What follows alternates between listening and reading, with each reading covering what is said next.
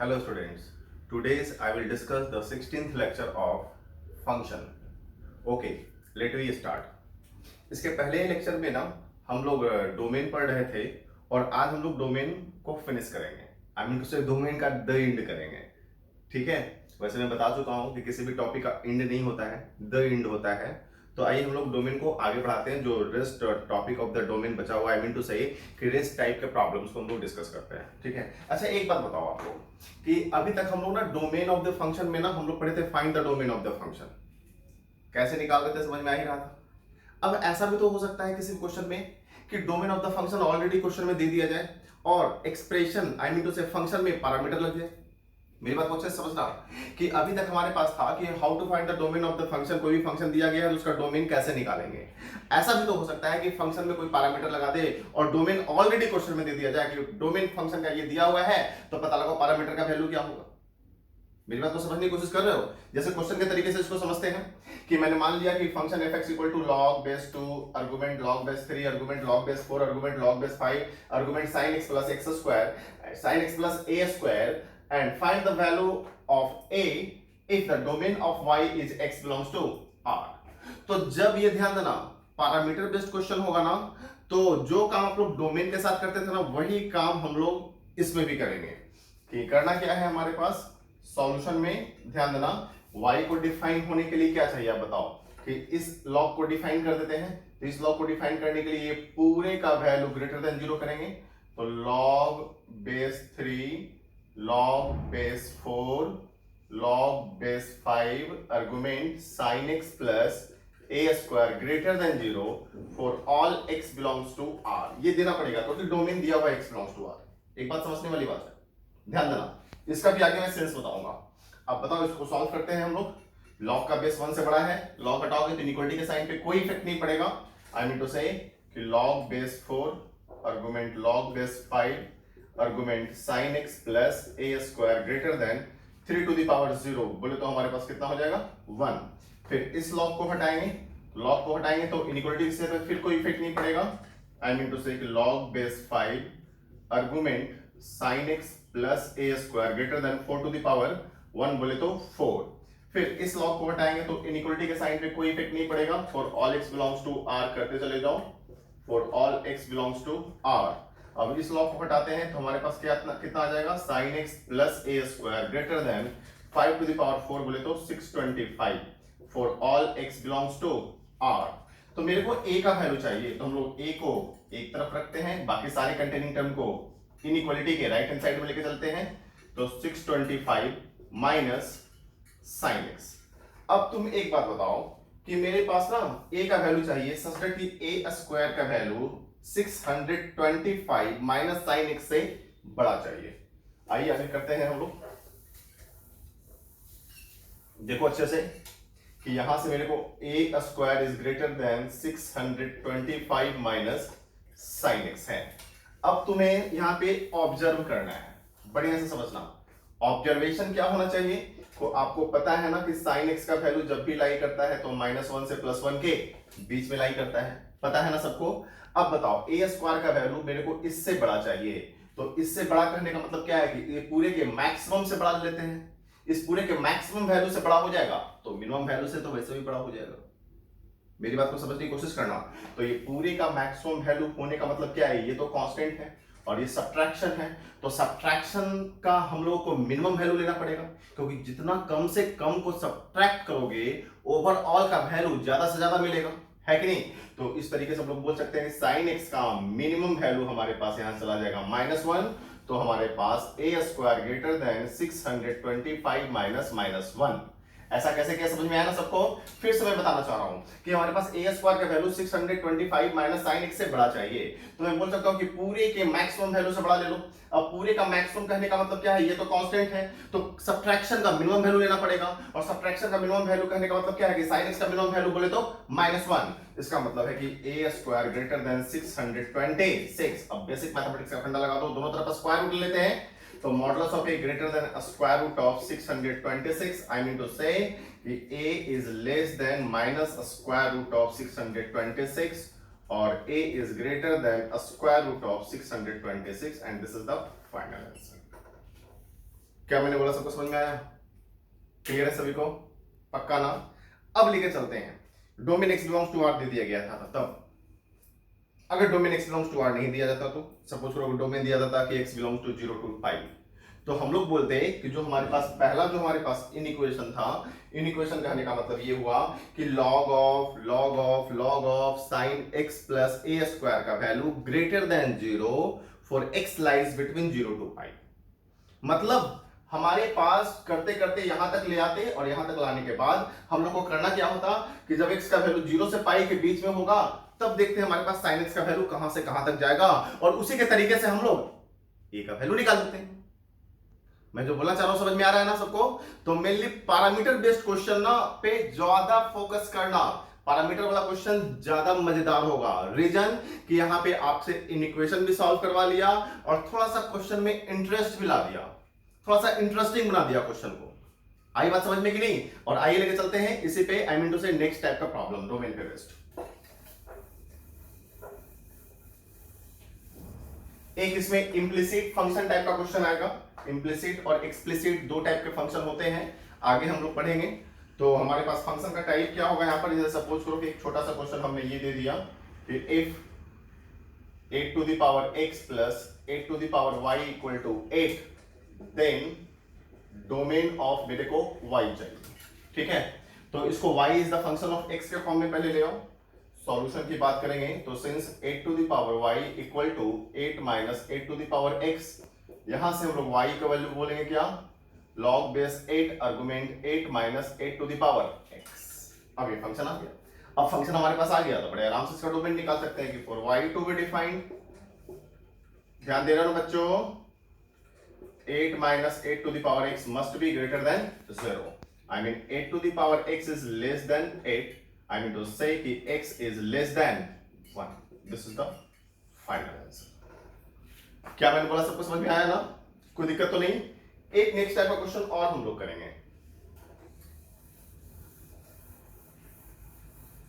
अब ऐसा हो सकता है हमारे पास क्वेश्चन में कि डोमेन ऑफ द फंक्शन में कुछ इस तरीके का क्वेश्चन दे दें कि if y equal to 1 by greatest integer of x minus 1 का mod plus greatest integer of 12 minus x का मॉड माइनस 11। मैं लिख देता हूं this one equal to GIF, बोले तो ग्रेटेस्ट इंटीजर फंक्शन, और मेरे को डोमेन ऑफ y चाहिए। तो यहां पर ध्यान देना, ग्रेटेस्ट इंटीजर फंक्शन का डोमेन तो x बिलोंग्स टू r होता है, मॉडुलस का भी domain x belongs to r होता है, पढ़े होंगे, मैंने पढ़ाया भी है आप लोगों को। तो यहां पे सिर्फ और सिर्फ एक ही कंडीशन जाएगा सॉल्यूशन में कि for y to be defined क्या, denominator is not equal to 0, modulus of x minus 1 का greatest plus modulus of 12 minus x का greatest minus 11 is not equal to 0। क्या बोलना चाह रहे, समझ में आ रहा है ना? अब इसको सॉल्व करने का तरीका क्या होगा, तो इसके पहले क्लास में हमने ऐसा क्वेश्चन बता रखा है कि इसको इक्वल टू 0 करके चलो, वहां से x का वैल्यू निकालो और उस x के वैल्यू को r में से माइनस कर दो, आई मीन रियल नंबर में से माइनस कर दो। अब बोलो सर इसको इक्वल टू 0 करेंगे तो x का वैल्यू कैसे निकालेंगे? हमने वो भी बता रखा था, put x equal to i plus f, क्या है कि नहीं है? i प्लस f मानते हुए प्रोसीड कर दो, इसके पहले क्लास में हमने डिस्कस कर रखा है। और एक शॉर्टकट बता देता हूं मैं अपने तरीके से, ध्यान देना मेरी बात को, उस मेथड से तो आप कर लेना घर पे, ध्यान देना सारे लोग, ठीक है ना? एक शॉर्टकट बता देता हूं, इसके पहले लेक्चर में मैंने डिफाइन कर रखा है उस मेथड को, इसके पहले लेक्चर में मैंने बता रखा है। तो आइए शॉर्टकट मेथड की बात करते हैं। आप पहली बात बताना, ध्यान देना, ये हमारे पास 12 है ना और ये हमारे पास 1 है, इस दोनों का डिफरेंस ले लो आपको, 12 माइनस 1 बोले तो कितना, 11। मेरी बात को ध्यान देना, 12 माइनस 1 बोले तो 11, तो 1 से लेकर करके 12 तक, मेरी बात को ध्यान देना, मैं बोलूंगा x equal to 1 2 3 up to 12 तक, अगर कोई भी वैल्यू पुट करो, आप जरा देखो तो जरा, अगर x इक्वल टू 1 पुट करते हैं तो ये तो 0 हो जाएगा, x इक्वल टू 1 पुट करते हैं तो ये 11 का मॉड 11, 11 का ग्रेटेस्ट इंटीजर 11, 11 माइनस 11 0 हो गया। मतलब ये बात ध्यान देना कि 1 से लेकर 12 तक कोई भी x का वैल्यू, इंटीग्रल वैल्यू, सॉल्यूशन का पार्ट नहीं होगा, मतलब कि ये वाला वैल्यू पे ये पूरे एक्सप्रेशन का वैल्यू 0 हो जाएगा, ये याद रख लेना। और 1 से जस्ट एक कम बोले तो हमारे पास 0, तो हमारे पास लिख देना यूनियन 0 to 1। 0 से 1 के बीच में भी कोई सॉल्यूशन नहीं होगा। उसी तरीके से 12 को एक्सीड करा दो एक और ज्यादा, इसी के सेंस में अरेंज कर दो, तो यूनियन हम लोग बोल देंगे 12 to 13। तो मैं बोलूंगा कि x का वैल्यू ये नहीं होना चाहिए, मतलब कि मैं बोल दूंगा x belongs to R except this one. क्या बोलना चाह रहा हूं, समझ में आ रहा है? आप चेक भी कर सकते हो। चलो 0 से 1 के बीच में कोई भी वैल्यू को पुट करो, आप 0.5 पे लेके चलते हैं, तो 0.5 माइनस 1 माइनस 0.5 माइनस 0.5 का मॉड 0.5 और 0.5 का ग्रेटेस्ट इंटीजर का वैल्यू 0। चलो बताओ 0.5 पुट करेंगे तो 12 माइनस 0.5 11.5, 11.5 का मॉड 11.5 का ग्रेटेस्ट इंटीजर 11, 11 माइनस 11 0। समझ में आ रहा है? तो आप इस तरीके से लेके चलना कि 1 है, ये 12 है, तो 1 से लेकर 12 तक तो कभी भी आंसर का पार्ट नहीं होगा, इंटीग्रल का 1 से लेकर 12 तक इंटीजर कभी भी आंसर का पार्ट नहीं होगा। दूसरी बात कि हमारे पास 1 से जस्ट एक कम 0 होगा, तो 0 से 1 ओपन इंटरवल आंसर का पार्ट नहीं होगा। 12 से एक जस्ट आगे का इंटीजर 13, तो 12 to 13 ओपन इंटरवल आंसर का कोई पार्ट नहीं होगा। मतलब मैं बोलूंगा x belongs to R except 1 से 12 union open interval 0 to 1 union open interval 12 to 13। तो ये हमारा ऑब्जर्वेशन था, ठीक है। अदरवाइज अगर ऑब्जर्वेशन आपका काम नहीं करता है तो इसके पहले क्लास में मैं पढ़ा चुका हूं, आप उस तरीके से कर लेना, राइट ना। आइए लेके चलते हैं next question.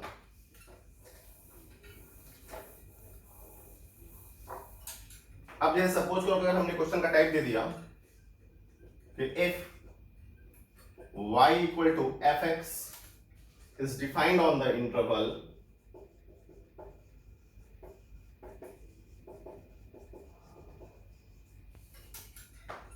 0 to 1, then find the domain of the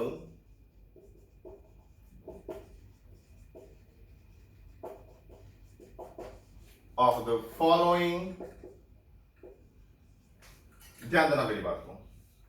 first में f of modulus of x, second में मॉडुलस ऑफ fx, थर्ड में f of greatest integer of x, fourth में f of log base 2 argument x, 5 f of tan x 6, f of modulus of x का पूरी का mod 7, f of greatest integer of x, I mean to say greatest integer of f of greatest integer of x, 8 में हम लोग बात कर लेते हैं signum of greatest integer of fractional part of mod of sine of fx। ये सारे का डोमेन मेरे को चाहिए, बढ़िया से समझना सारे लोग। मतलब मैं बोलना चाह रहा हूं कि fx का डोमेन दिया हुआ है, तो f ऑफ कुछ भी इनपुट में कोई और अलग से फंक्शन लगा दिया जाए तो ओवरऑल उसका डोमेन मेरे को चाहिए। तो कैसे प्रोसीड करेंगे इसको और समझते हैं हम लोग। जैसे सॉल्यूशन की बात करूंगा मैं, तो आप बताओ fx में fx का डोमेन क्या दिया हुआ है, x का वैल्यू 0 से 1 के बीच में है ना। तो f ऑफ मॉड x कहने का मतलब पता है क्या बच्चों, कि x के जगह पे ना यहाँ पे मॉड x पुट करना है। तो x के जगह पे मॉड x पुट करना है, तो इस इंटरवल में भी क्या करो कि x के बदले मॉड x पुट कर दो और इसको सॉल्व करके x का वैल्यू निकाल दो। जो x का वैल्यू होगा वही कहलाएगा domain of f of modulus of x। तो बड़े आराम से कर सकते हैं, यहां से यहां तक फर्स्ट मान लो बच्चों और यहां से यहां तक सेकंड मान लो बच्चों। तो आप बताओ modulus of x greater than और इक्वल टू 0 तो x बिलोंग्स टू R होगा, फिर modulus of x less than और इक्वल टू 1 तो -1 से +1 होगा। तो एक में आया x बिलोंग्स टू R और एक में आया -1 से +1, तो दोनों में कॉमन क्या हो गया बताओ बच्चों, -1 से +1। This is the final domain of the function f of what mod x। मैंने क्या बोला, सबको समझ में आया? तो उसी तरीके से आगे भी हम लोग पढ़ते हैं। देखो बच्चों सारे लोग, सेकेंड क्वेश्चन की अगर हम लोग बात करते हैं, ध्यान देना कि मॉडुलस ऑफ fx का डोमेन चाहिए मेरे को। अब तुम बताओ, छोड़ो मॉडुलस ऑफ fx के बारे में, यहां पे टोटल नंबर ऑफ फंक्शन कितना होगा, तो मैं बोलूंगा 2 फंक्शन। बोलो वो कौन कौन से, तो एक fx है और दूसरा मॉडुलस है। मेरी बात को समझना। तो आपको पता है ना कि 2 फंक्शन है तो दोनों का डोमेन निकालेंगे। आपको यह भी पता है कि fx का डोमेन जो हमारे पास है 0 से 1 है। आपको यह भी पता है कि मॉडुलस फंक्शन का domain x belongs to R होता है। तो एक का डोमेन 0 से 1 और एक का domain x belongs to R, तो दोनों में कॉमन क्या हो गया 0 से 1।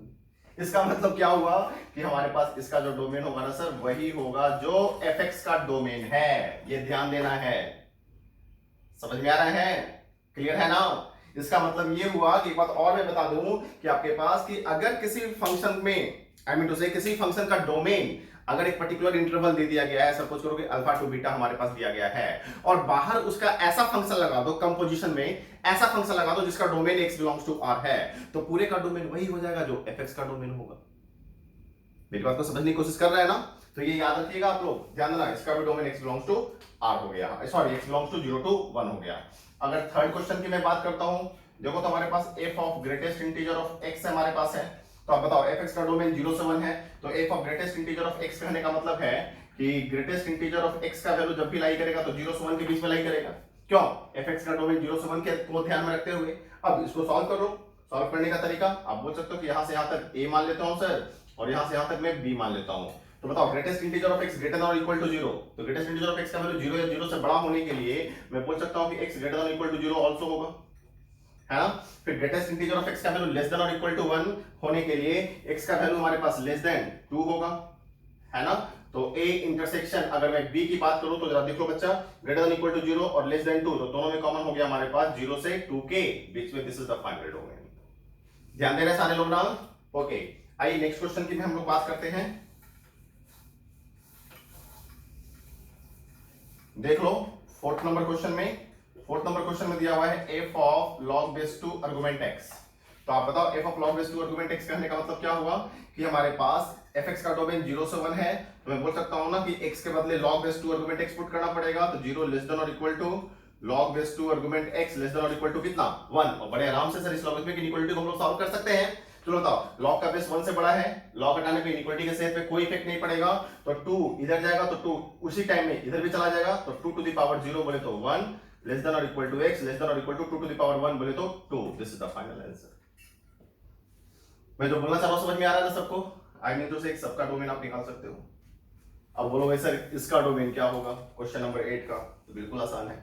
आप बताओ कितना फंक्शन है, 1 2 3 4 5 और ये 6 फंक्शन है, तो 6 का डोमेन निकालेंगे और लास्ट में 6 में कॉमन ले लेंगे, सारे में कॉमन ले लेंगे। बताओ इसका डोमेन बिलोंग्स टू r, इसका domain x belongs to r, इसका domain x belongs to r, इसका domain x belongs to r, इसका domain x belongs to r, मतलब 1 2 3 4 5 का डोमेन का intersection x belongs to r, fx का domain 0 से 1 के बीच में, तो ओवरऑल इंटरसेक्शन 0 से 1 के बीच में, तो ये पूरे का जो डोमेन होगा, डोमेन ऑफ, यहाँ पे अगर मैं इसको f मान लूं तो डोमेन ऑफ f का जो वैल्यू होगा वो 0 से 1 के बीच में होगा। मुझे लगता है कि आपके पास सारे क्वेश्चन का आंसर आप दे दोगे बड़े आसानी से, है कि नहीं है? तो प्लीज सब बना लीजिएगा, बहुत आसान क्वेश्चन है। सब में मेन तो इनइक्वालिटी को सॉल्व करना ही है, इनइक्वालिटी को सॉल्व करो, फाइनल आंसर मेरे पास निकल जाएगा, है ना, कोई दिक्कत तो नहीं। आइए एक लास्ट टाइप का क्वेश्चन करते हैं डोमेन में, और उसके बाद डोमेन आपका फिनिश हो जाएगा।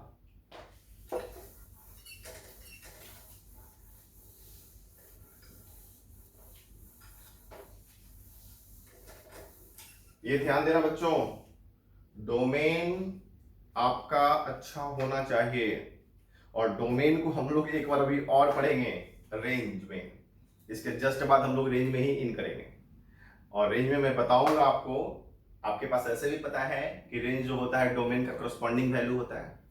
जब तक डोमेन नहीं होगा तब तक रेंज का कोई सवाल ही पैदा नहीं होता है। तो रेंज निकालने का मतलब है at any how you have to find first of all domain of the function. तो इतना पक्का है कि रेंज निकालना हो ना तो डोमेन पहले निकालना ही पड़ेगा भैया, ये बात पक्का मान कर चलो ये बात। तो डोमेन का वेलकम एक बार और हम लोग करेंगे, या बोल सकते हो डोमेन हम लोग का वेलकम करने के लिए रेडी होगा। इसलिए बोल रहा हूं डोमेन को ना डोमेन में ही बढ़िया से समझ लो, डोमेन जो टॉपिक है ना उसी में उसको बढ़िया से प्रैक्टिस कर लो। कॉन्फिडेंस में आ जाओगे ना तो रेंज में क्या है कि छोटा सा टॉपिक और बढ़ेगा, बाकी डोमेन तो आपका क्लियर है ही। इसलिए डोमेन को अच्छे से प्रैक्टिस करना, जितना क्वेश्चन दे रहा हूं उसको प्रैक्टिस करना, और डोमेन पे ना ज्यादा दिमाग खराब करने की जरूरत नहीं है। आपको ये फील हो रहा होगा अभी तक में कि डोमेन में मेनली क्या है, इन इक्वेशन को सॉल्व करना ही, तो फालतू के इन इक्वेशन पे दिमाग नहीं लगाना है आपको। सबसे आसान सा तरीका मैं बता दे रहा हूं प्रैक्टिस करने का, एक तो जो मैं होमवर्क देते जा रहा हूं बीच बीच में उसको तो आप प्रैक्टिस करो ही करो, और सबसे बढ़िया तरीका आपका टारगेट क्या है, आईआईटी को क्वालिफाई करना। तो आईटी को क्वालिफाई करना तो सबसे बढ़िया तरीका है कि उसका क्वेश्चन बैंक का क्वेश्चन ले लो, प्रीवियस ईयर्स वाले क्वेश्चन बैंक में क्वेश्चन का प्रैक्टिस कर लो, देख लो डोमेन ऑफ द फंक्शन से कितना क्वेश्चन हमारे पास जेई में आया है। सब अगर बन गया then you are on the right track, दिमाग ज्यादा लगाने की जरूरत ही नहीं है। और उससे ये भी पता चल जाएगा कि आपके पास डोमेन ऑफ द फंक्शन से रिलेटेड क्वेश्चन का डेप्थ कितना है जो आईटी पूछ रहा है। तो ये बात तो पक्का मान के चलो कि तीनों सब्जेक्ट फिजिक्स, केमिस्ट्री, मैथ तीनों पढ़ रहे हो, पढ़ाई बहुत अच्छी लग रही है, इसका मतलब ये है कि क्वेश्चन बैंक का क्वेश्चन मोर देन 90% क्वेश्चन आपसे बन जाना चाहिए। अगर बन जा रहा है 90% से above question then you are on the right track, और आप बिल्कुल उसी ट्रैक पे चलते रहो, कॉन्फिडेंट है आपका आईटी होगा, गारंटी। ओके, एक लास्ट क्वेश्चन का टाइप बच गया है, बट उस लास्ट क्वेश्चन के पहले एक क्वेश्चन मैं दे देता हूं, घर पे प्रैक्टिस कर लेना आप लोग, ठीक ना, देख लो आप, ये होमवर्क में दे देता हूं उसी टाइप का क्वेश्चन कि if the domain of y equal to fx is minus infinity to 0, then find the domain of f of 6 into fractional x to the power 2 minus 5 into fractional part of x plus 1। मेरे को इसका domain निकालना है, ये ध्यान रखना है कि this one represent fractional part function. Answer मैं दे देता हूं, x belongs to n plus 1/2 to n plus 1/3 to n plus 1/2 where n belongs to integer. इसको आप कर लीजिएगा घर पे, ठीक है। आइए क्लास टाइप का क्वेश्चन को हम लोग डिस्कस करते हैं।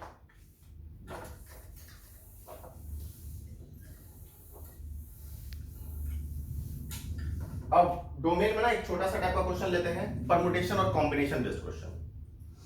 तो परमुटेशन कॉम्बिनेशन बेस्ड क्वेश्चन का टाइप क्या होगा, टाइप की बात की बात है, पहले क्वेश्चन का हम लोग कॉन्सेप्ट सीखते हैं। ध्यान देना मेरी बात को, जैसे सपोज करो कि अगर हमारे पास ना y equal to fx permutation gx रहा प्लस hx कॉम्बिनेशन qx रहा, और मेरे को डोमेन ऑफ y चाहिए।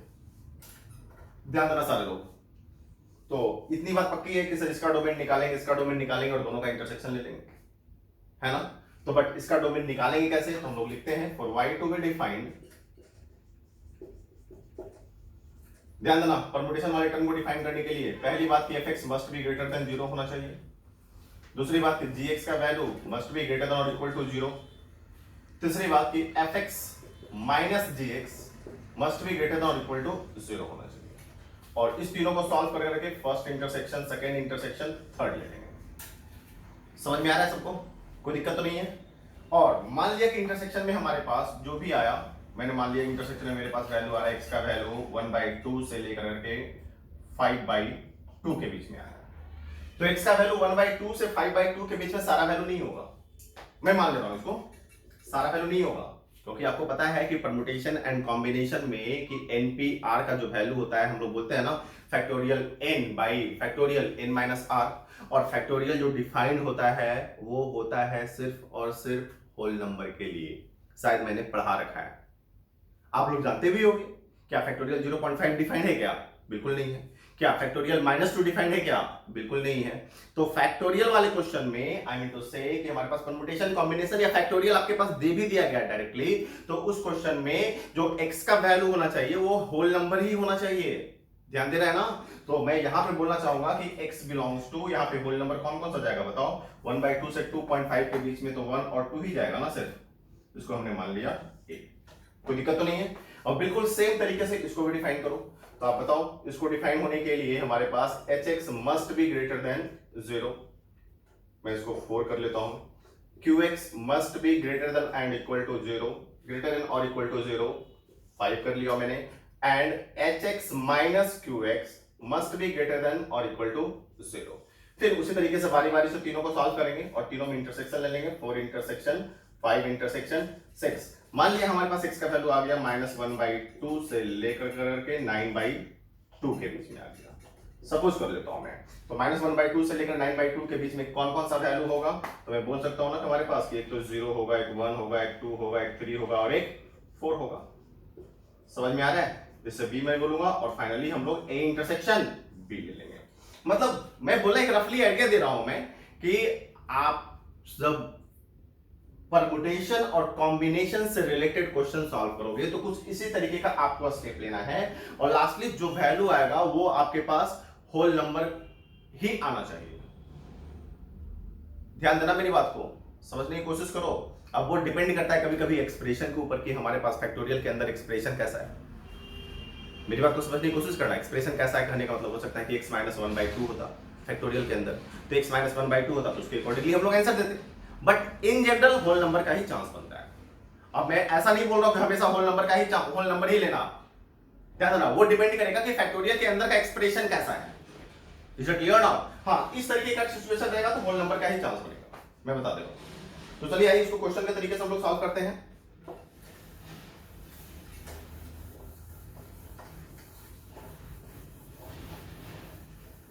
जैसे सपोज करो कि क्वेश्चन में अगर मैं दे दूं आपको,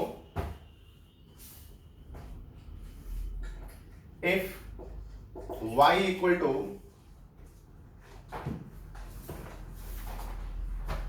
16 minus x combination 2x minus 1 plus 20 minus 3x permutation 4x minus 5 और मेरे को डोमेन ऑफ y चाहिए। ध्यान दो, बिल्कुल क्वेश्चन का टाइप सेम है हमारे पास है, ठीक है। तो हम लोग लेके चलते हैं सॉल्यूशन में। बताओ for y to be defined, इसको डिफाइन होने के लिए क्या चाहिए, तो 16 minus x must be greater than 0। इसको डिफाइन होने के लिए क्या चाहिए, तो 2x minus 1 must be greater than और इक्वल टू 0। और फिर दोनों का डिफरेंस, तो 16 minus x minus 2x minus 1 must be greater than और इक्वल टू 0। हमने ये 3 कर लिया। उसी तरीके से इसको डिफाइन कर लो आप। तो आप बताओ हमारे पास 20 minus 3x must be greater than 0, उसके बाद 4x minus 5 must be greater than और इक्वल टू 0। उसका दोनों का डिफरेंस ले लो, 20 minus 3x minus 4x minus 5 must be greater than और इक्वल टू 0। क्या बारी बारी से सबको सॉल्व नहीं कर सकते क्या? बड़े आराम से कर सकते हैं। क्या तीनों में इंटरसेक्शन नहीं ले सकते? बिल्कुल ले सकते हैं। वही काम इसमें कर सकते हैं, बिल्कुल कर सकते हैं। तो आपको करना है, मेरे को नहीं। ध्यान देना, मेरे और आप में डिफरेंस बस इतना है कि मैं एक कोच हूं क्रिकेट के मैदान में, समझ रहे हो ना? कोच को रन रेट बढ़ाना नहीं होता है। रन रेट बढ़ाने के लिए क्रिकेटर की जरूरत होती है, आई मीन टू से बैट्समैन की जरूरत होती है। और एक अच्छा बैट्समैन वो होता है जो बहुत ज्यादा प्रैक्टिस करता है, बहुत ज्यादा। कोच की एक अपनी अहमियत है, अपना वैल्यू है। वो डायरेक्ट करता है, वो इंस्ट्रक्ट करता है कि तुम इस तरीके से खेलो, उस तरीके से खेलो। तो बस मैं एक अच्छा कोच का फर्ज निभाऊंगा। बाकी आप में स्पीड आप में खुद को लाना है, खुद से लाना है। आपका जितना ज्यादा बढ़िया से स्पीड आप बढ़ाओगे अपना, गारंटी आपका कॉन्फिडेंस लेवल उतना ज्यादा होता चला जाएगा। इसलिए बेटा स्पीड बढ़ाना, और स्पीड बढ़ाना मतलब प्रैक्टिस करना अच्छे से, कैलकुलेशन बिल्कुल फास्ट होना चाहिए आपका। एनीवे लेट मी सी। तो आप बताओ, यहां से मैं बोल सकता हूं कि x should be less then 16, first हो गया। यहां से मैं बोल सकता हूं, यहां पे ध्यान देना कि x should be greater than और इक्वल टू 1/2, सेकंड हो गया। यहां से मैं बोल सकता हूं, बताओ x और माइनस 2x माइनस 3x हो गया, और 16 प्लस 1 तो हो गया 17 मस्ट बी ग्रेटर देन और इक्वल टू 0।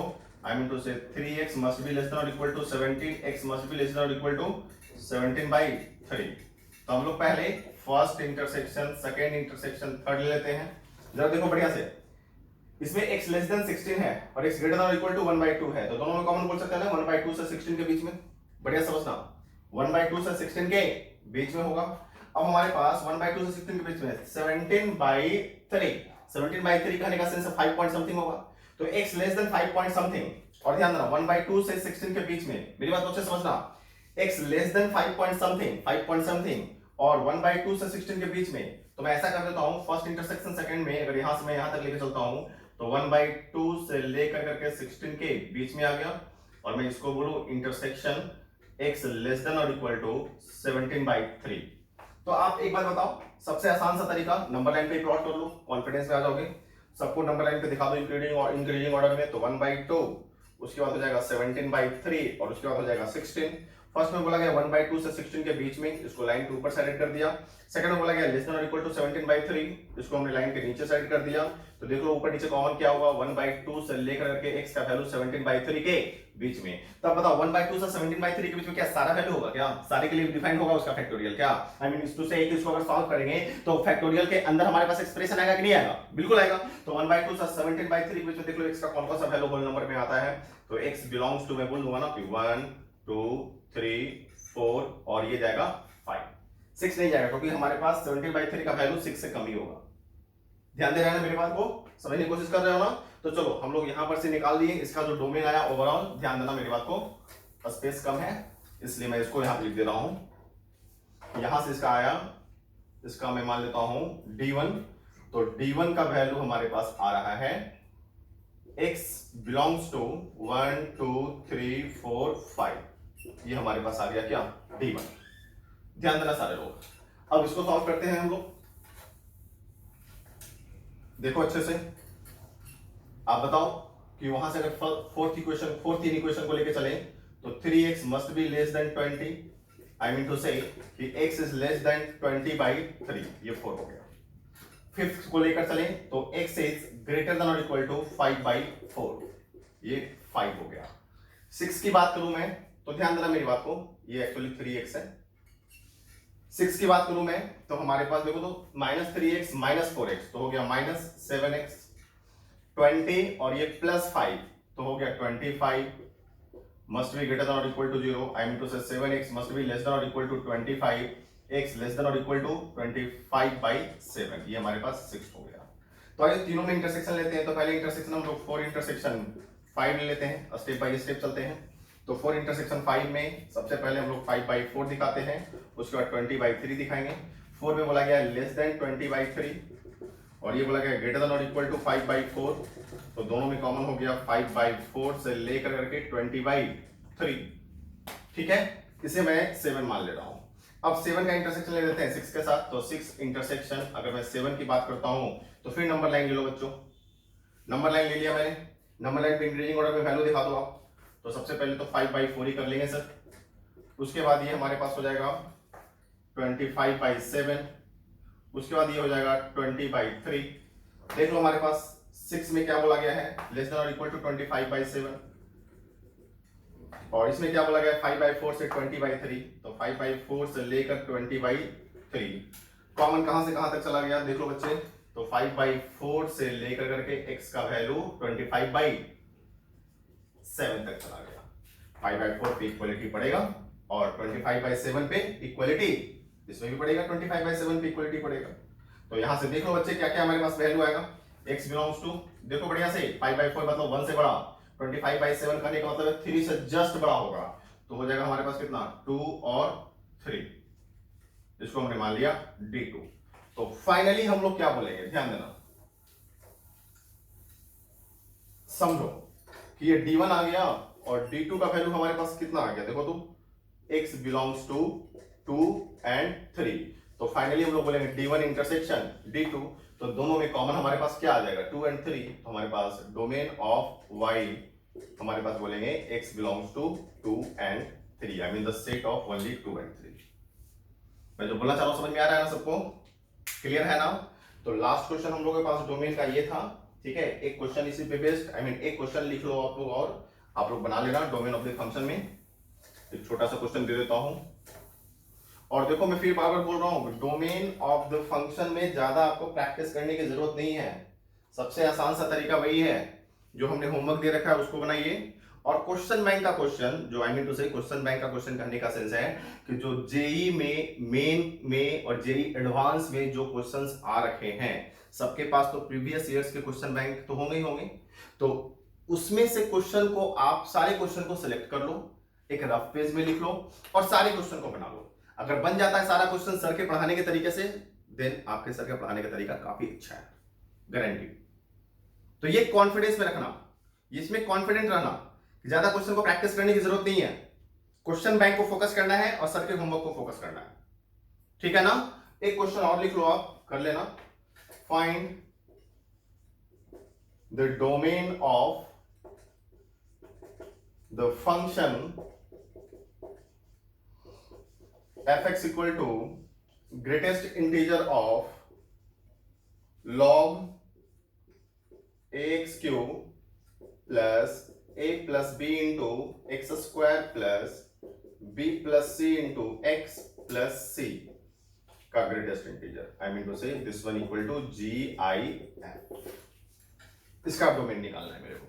मैंने आपको पहले ही बता रखा है, ध्यान देना, कि बाहर से कोई एक ऐसा फंक्शन कंपोजिशन में लगा दो, मतलब बाहर से लगा दो जिसका domain x belongs to R है, तो वो रहे या वो ना रहे, पूरे फंक्शन के डोमेन पे कोई इफेक्ट पड़ने वाला नहीं है। मतलब बाहर से अगर आपने ग्रेटेस्ट भी लगा दिया ना तो कोई इफेक्ट नहीं पड़ने वाला। ग्रेटेस्ट इंटीजर फंक्शन का डोमेन आपके x बिलोंग्स टू R आपको पता है, तो सिर्फ अंदर वाले का डोमेन निकाल दो, अंदर वाले का जो डोमेन होगा पूरे का डोमेन वही हो जाएगा। तो मैं इसका आंसर दे दे रहा हूं बच्चों, लिख लेना आंसर जो होगा, domain of the function x is greater than -1, लेकिन ध्यान में ये रहे कि x not equal to -b/2a होना चाहिए। ठीक है बच्चों, आप बना लीजिएगा घर पे इस क्वेश्चन को, और इसी के साथ हम लोग डोमेन जो टॉपिक है उसको यहां पे ही खत्म करते हैं, और नेक्स्ट क्लास में हम लोग मिलेंगे how to find the range of the function, और वो काफी इंटरेस्टिंग होगा।